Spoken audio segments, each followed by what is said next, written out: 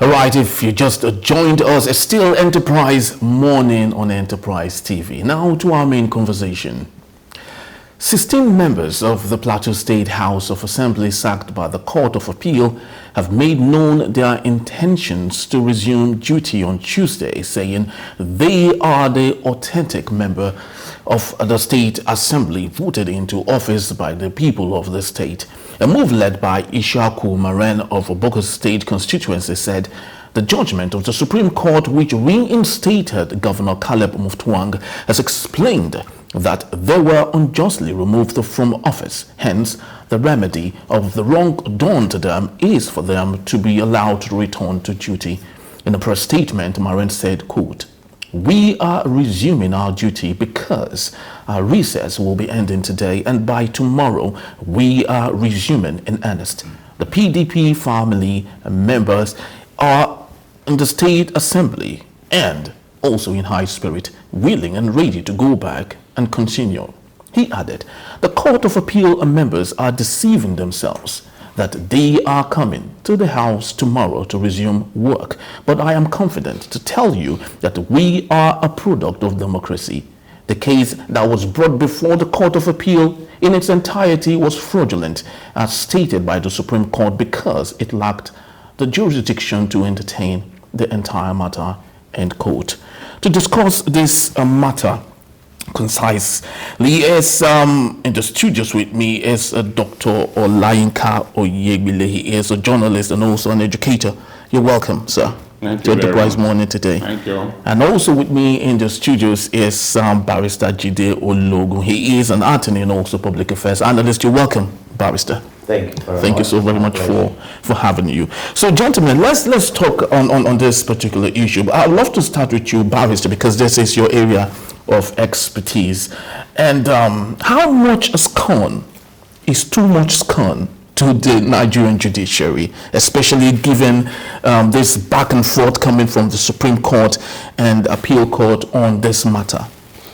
You see, at this point, it's still a threat from the members of the House of Assembly, but let's watch them resume. Because if you look at Section 246 of the Nigerian Constitution 1999 as amended, the final point of intervention and judiciary is the Court of Appeal. Yes. For their cadre, and but President goes as high as the Supreme Court. So if the Court of Appeal already took a decision, and in the case of the presidential election contest, the Supreme Court is saying that the tribunal and the Court of Appeal lacked jurisdiction in entertaining nomination and of candidates. I don't know how that now knocks off the decision of the Court of Appeal in respect of the House of Assembly members. And why I'm saying this is that Section 4 of the Nigerian Constitution 1999 as amended stipulates clearly that the National Assembly shall make laws for the peace, orderliness, and good governance of Nigeria. So, and the law we have today is that the Court of Appeal is the final point for their level. So we now have to either amend the law, and the advocacy is on for that. Now, okay, let all of them go all the way to the Supreme Court. Because what we are saying now is that you want to constitute your own judicial body to cancel what Court of Appeal has pronounced upon. And that is an affront when you talk about the rule of law. And permit me to bring the president of Imo State. Yes. Many people grumbled about the decision of the Supreme Court and things like that. But that decision stood. Because the Supreme Court can only look at the similar case in the future and try to amend if there were, glitches. Permit me to use that. So here we are now. Let's see which of them will we know, whether the politicians or the judiciary. But the judiciary may perceive it and interpret it as contempt, and affront at the rule of law. But again, I've driven this advocacy that the National Assembly should not just sit down and cross their legs now. They should be monitoring all these issues to ensure that we tighten the provisions we have in our laws to take care of them. Finally, recall that we had a very unique scenario when, at a critical moment in the election that brought in Yaya Bello eventually in Kogi State, one of the candidates died, and there was no provision of the law to be applied to that situation. The Electoral Act was eventually amended to capture that. And so we are evolving, and but personally, I don't know how these House of Assembly members are going to come up with their own laws, except they want to create crisis. But this is Nigeria. But for the benefit of our viewers who might love to understand better, is it permissible for the Supreme Court to hear the cases of the State House of Assembly members? I just stated it in section 246 of the Constitution, and the Constitution is the grand norm. Some may argue, and that argument came up when we had the transformation of the currency in the country and the Naira swap. And the argument came up that, okay, you can only sue a central bank. You start from the Federal High Court when some states went directly to the Supreme Court. But when you have conflicts between states, you can go, the Supreme Court is the court of first jurisdiction. You can go there. And what was the conflict now? You have embarked on a policy that is negatively impacting the citizens in my state. So they went there. And so all Supreme Court did was to address that policy, and CBN as a critical party giving instruction. So what's different from this one? What the law says today, section 246 of the Constitution of Nigeria, is that when it comes to the election tribunal interventions of House of Assembly members of the state and that of National Assembly, my people, it ends at the Court of Appeal. So it's unfortunate if the Court of Appeal erred. So my suggestion is that the National Assembly may consider amending that particular provision, and of course that is why they are there. All right, Doctor, let's look at it from another perspective. It's becoming a case where politics is becoming gradually eaten up by the judiciary, or the opposite. How do you think a typical Nigerian would look at this case, especially the electorate who went under the rain and in the sun to vote for these people? At the end of the day, the judiciary is saying, the appeal court that is saying, the decisions stand, and those in the State House of Assembly are equally not on the side of the judiciary. How do you think the electorate, the common man, who is the determiner, how do you think he would feel in this particular case? Well, honestly, I think from what he has said, I agree with him completely, because what the system members are trying to do is a recipe for crisis. I mean, if you read their statement, they said they are going to come with their constituents to the assembly today. It's today, Tuesday, that they are going to resume and all that. And then you ask yourself, on which leg are they standing? On which judgment?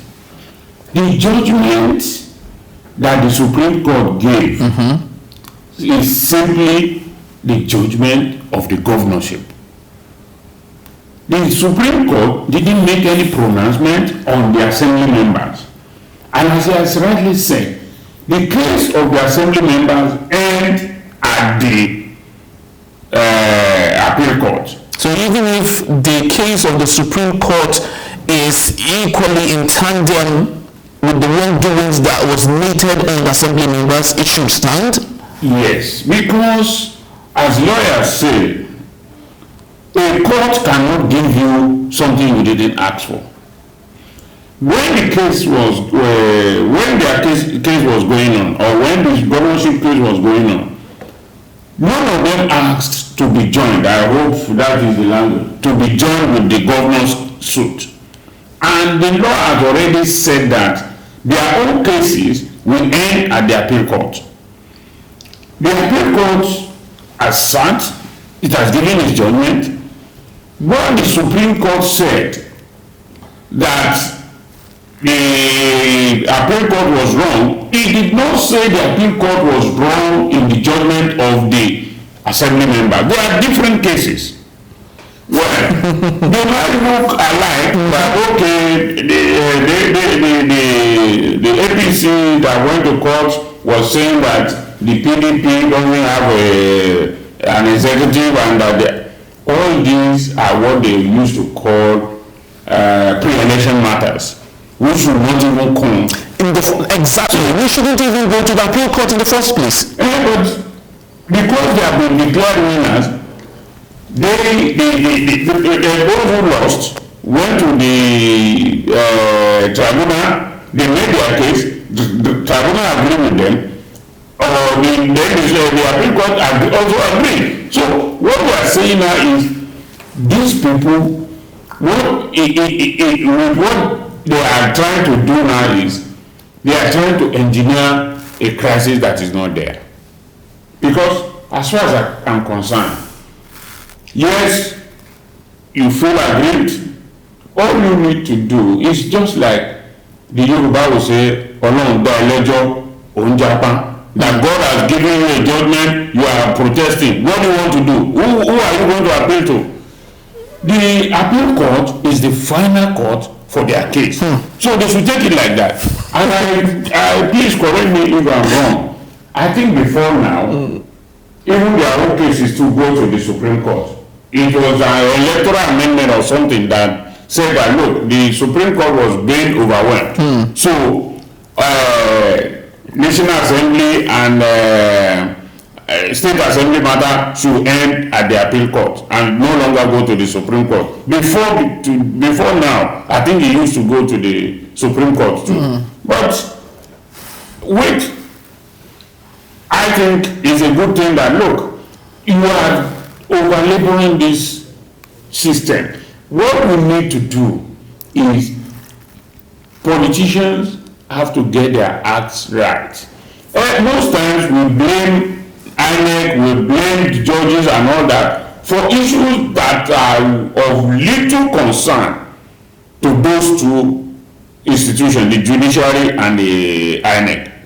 It is the politicians themselves in their parties that they must get their acts together. Why is it that what happened in Plateau happened? It's because the party was disunited. So they were having, this one is the chairman, this one is the secretary and all that. So if the party is disunited, it is things like this that it produces. So as far as I'm concerned, I think 4 years is just, or less than 4 years now, just around the corner.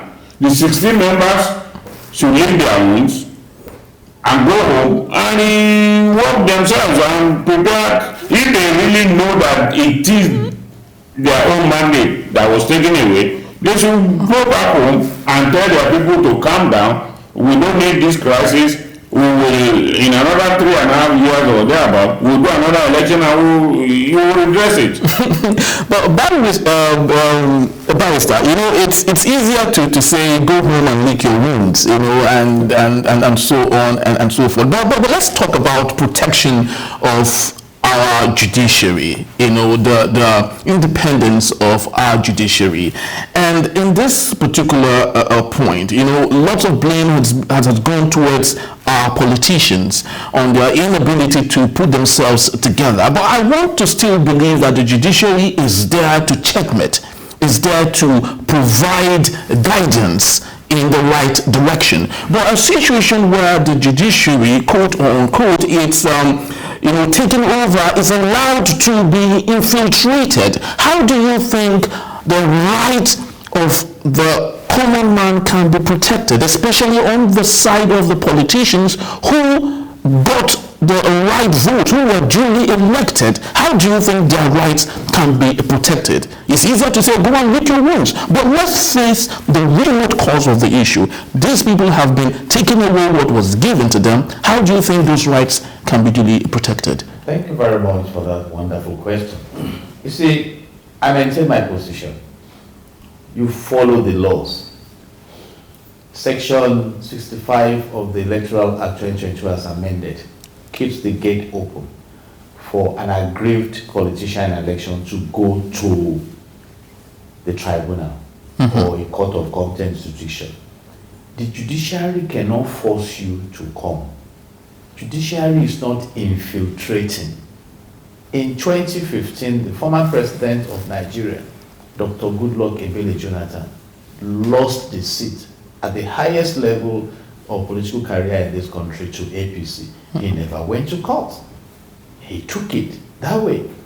You see, so and if you have gone to court in litigation, Section 131 of the Evidence Act 2011 of Nigeria says, if you come to the court for a relief, you must prove your facts before the court. So it's not the judges that will help you to prove. Judges are not error-free. You see, and again, it's not the judges that legislated on the fact that appeal matters concerning House of Assembly and National Assembly should end at the Court of Appeal. It's not the judges. It's the same politicians that are elected into the National Assembly. 109 senators, 160 House of Reps members. And so they need to see that this issue was debated severally. This issue of nomination, pre-elections, when they came up with that amendment, we debated it, that it could generate crisis. So leave judiciary out of this. And constitutionally speaking, we have levels of jurisdiction in the country. Since 1963, Supreme Court became the highest court in the land. So what they can do now is to go and lobby their colleagues in the National Assembly that, see you, God, this thing we're on re-amend it to, let's go all the way to the Supreme Court. Okay. Because let's notice, if the governors did not have the opportunity of going to the Supreme Court, they also would have been denied justice. So it's like I'm coming to Nigeria from New York City and I'm coming through Abu Dhabi, and I bought a ticket that terminates at Abu Dhabi. Another person buys a ticket that terminates in Lagos. And when we get to Abu Dhabi, I'm now calling with the airline that you are taking this man to Lagos, what of me? And they will show you your ticket now. So these are issues. It's all about these politicians. Whether you castigate the judiciary or not, when they make their decisions, they make their decisions. You see, and I have maintained my position. I'm not repentant about it. In the presidential election tribunal, there were about 89 senior advocates of Nigeria. And some other warriors there to prove cases. You come with your double-barreled legal guns when you are in litigations. You see, so these are issues. It's quite unfortunate. But let me say this, it should be treading on the eyeballs of the laws of the land. Because the concept of the rule of law is that there is no one above the law. You see, so but we are watching to see how this we eventually unfold. And don't forget also the case of Rivers State. That one is still there. It's still there. You see, so is it now the politicians that will prevail?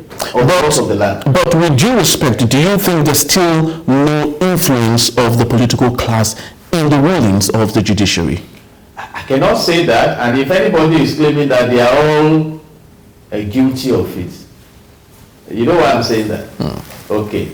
If this party does not win, judiciary is unreliable. When they win, judiciary is the best thing that happened after sliced bread. So you see, if politicians are just out for their interest, let me put that on record. I agree.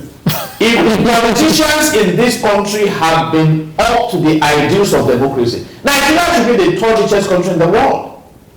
I don't sympathize with them, and that's why I speak to the electorates. Look at people fighting because of politicians. Some people don't reach their wives, and alienated their friends. When they were giving SUVs, did any party reject the SUVs? And No. No. Citizens are suffering. No. And just give us more cash to carry out these things. So these are issues. These are issues. The laws are there to guide us. So go and follow it.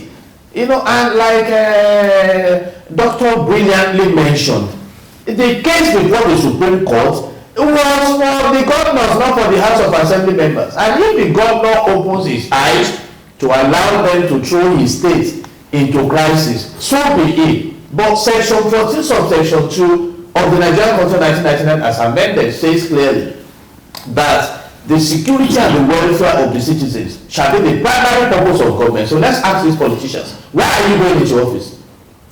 Is it for government or for political career development? So these are issues. These are issues. So let's see how the state will respond.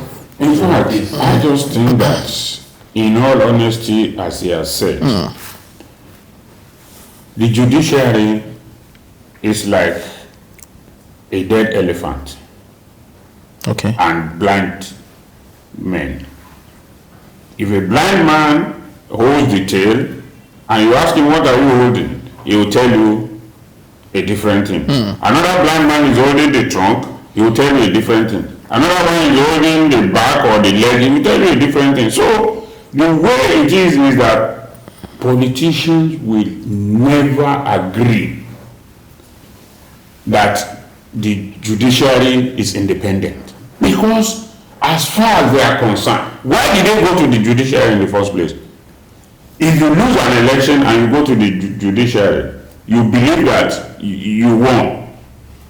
But you brought your evidences and the judges sit and they say that your evidences are not valid, then they dismiss it.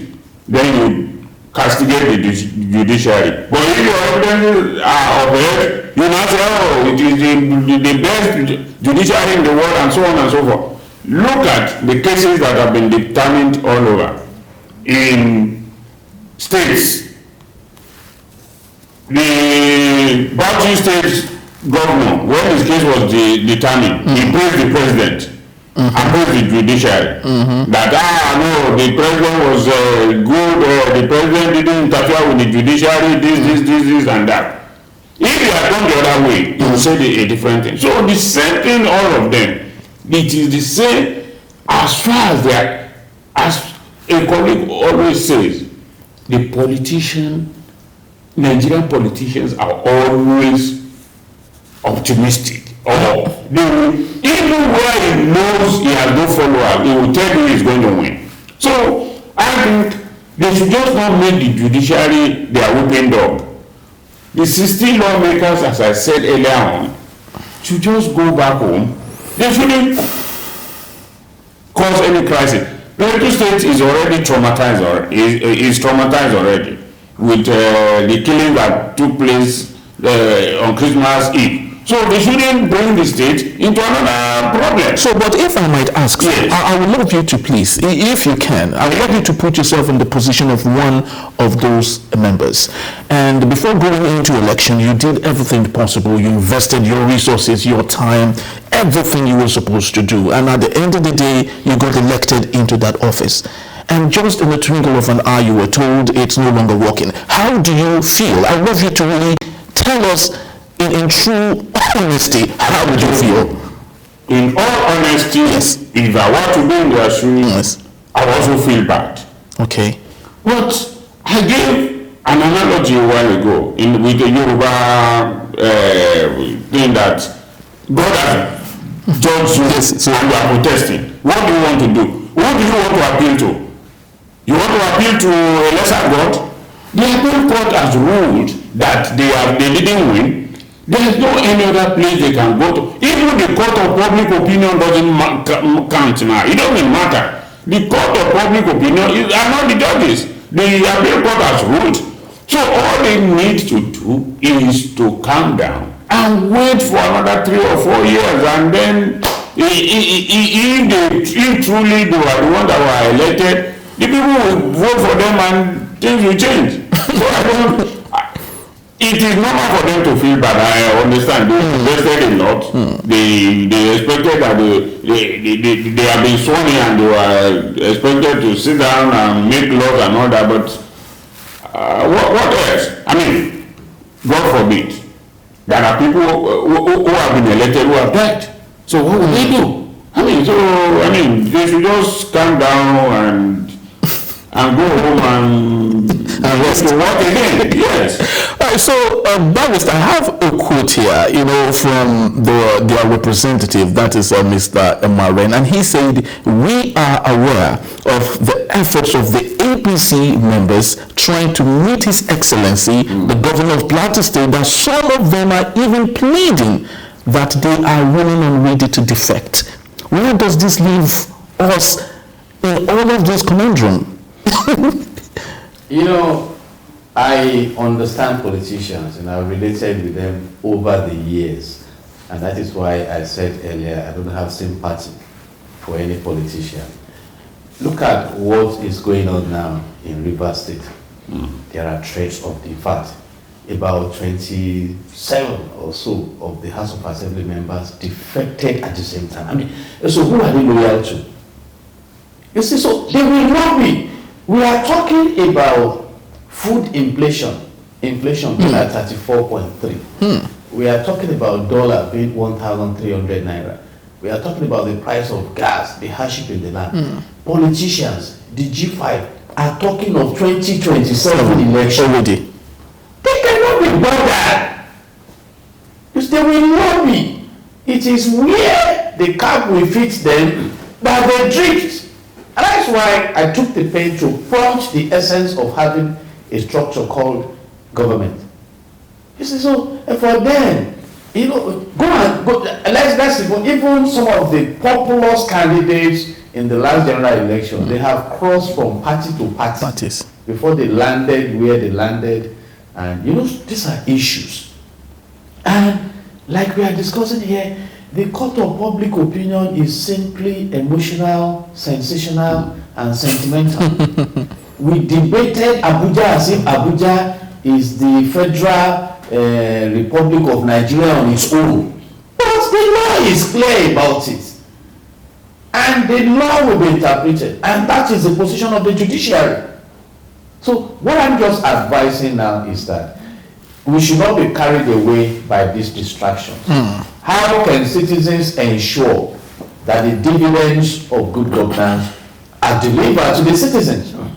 How do we bring down the pump price of petroleum? How do we restructure the medical sector in this country? How do we revamp education? How do we have sustainable and efficient energy to drive the business community? So these are issues that should bother us. If you leave it to politicians, they will just keep debating and debating and debating, going to court and coming out of court, hailing and wailing and things like that. So my position is that this is again another test for government.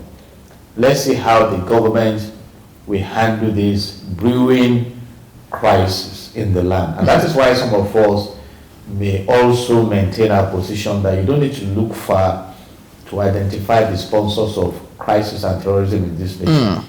Some people just hide under that wind of violence to carry there, because if you are threatening to bring your constituents, who are those constituents? Today, we have not resolved who set the Rivers State House of Assembly ablaze.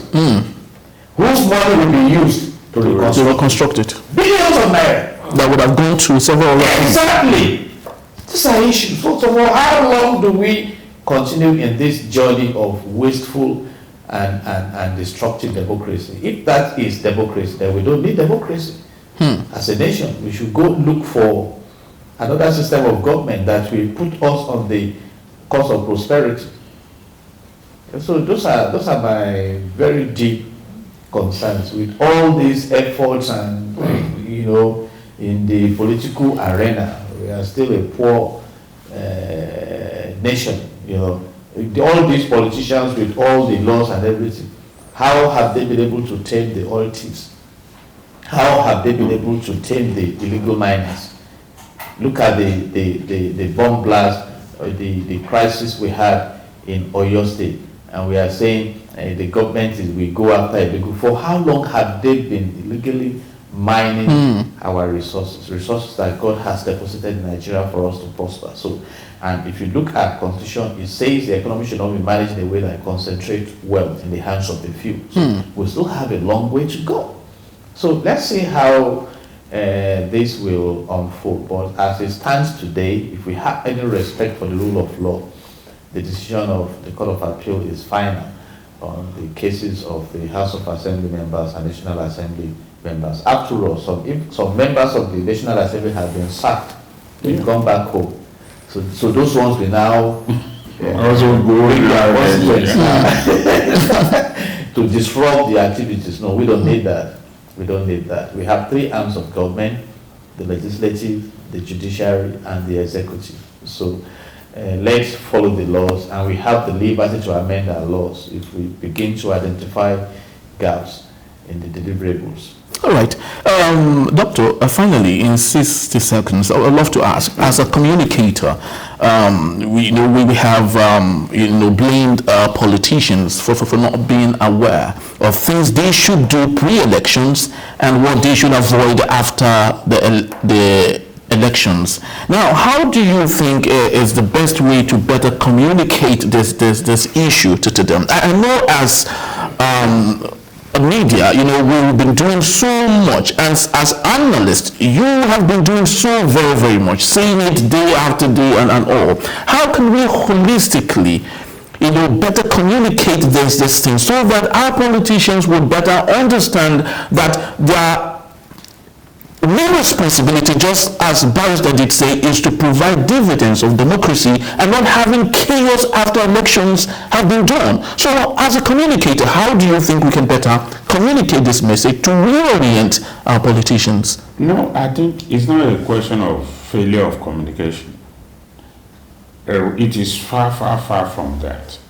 What I see there is just, as I said earlier on, a typical Nigerian politician is very, very optimistic that he can squeeze water out of stone.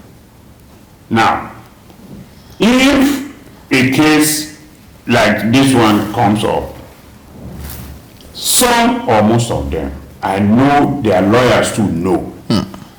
He can either bear me witness to say I'm saying the truth, or maybe I'm wrong. Sometimes I believe the lawyers might have told their client that you don't have a case here. Well, because the guy thinks that he has money and he wants to try, or maybe he thinks he knows a judge or somewhere, he will go to court. He will still go to court. And as a lawyer who needs to be paid for his services, he will go ahead and do it. So I think the only way perhaps that this can be solved is either if the court penalizes the lawyer of the client, or the NBA has a way, but then it's still their job. I mean, I've never studied law except little law, communication law and all that. But I know that a lawyer will tell you that he has no right to refuse a client's plea if a client has a case. He thinks he has a case. So maybe he should be the better, but in terms of communication, I don't think communication is the problem. They know. Politicians know. And if they don't know, the lawyer must have told them that this is a pre-election case, don't let us go through it. But the man will say, no, I still want to go. So maybe... Please, sir, you're the last one to come back. I summarize that by aligning myself and declare that lawyers don't lose cases. Clients do. Yeah. Oh, okay. And sometimes some of them are told that there's no case here, but they want to go and try.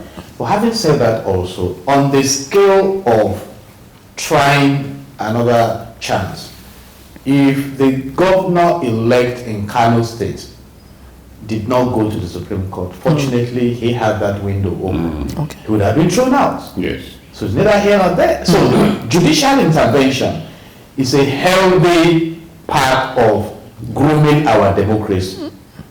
You see, but the ruling and judicial, those are the issues. Because at the end of the day, if you can travel all the way to Supreme Court, whatever the Court of Appeal should have said that they did not see, Supreme Court should bring them out. And even in the case of Labour Party, this issue of pre-election matter came up. That Peter Obi was not even a member of PDP at the time. People were voting for him. And so, look at the case of even Kano State, that matter came up. So these are, and Plateau State that we are discussing. So these are deep issues. But for lawyers, you have the liberty to say, I've turned down some cases, and some of them have come back to say, oh, barrister, I didn't see what you, because they lost out and bounced back, so. But then, please, my concern goes beyond judicial interventions, and please, let Nigeria as a nation breathe. The resources in this country, they are enormous, sincerely speaking. We should not be listed, even on the back page of the Register of Poverty, going by resources. So we need resourceful engagement of our resources to create commonwealth for common good, you see. And that is where we are. So we are monitoring Plateau State today to see how the drama will Exactly. Of course, just like Barrister did say, politicians should let Nigerians breathe, because there's no reason for Nigeria to be at the backbench, of development, of empowerment, and so on and so forth. I'd love to say my very big thank you to Dr. Olayinka Oyemile for being part of our show today. Thank you so very much, sir. And Barrister Jide Ologun, thank you so very much, sir. Thank you. It's nice having you. So we'd love to say thank you to you also for making our time to be part of our show today. Please do well to visit our website at www.enterprisetvnews.com. Follow us on all our social media platforms, also at Enterprise TV7. Subscribe to our YouTube channel, also at Enterprise TV7. I am Henry. We can see you tomorrow for yet another awesome time. Cheers.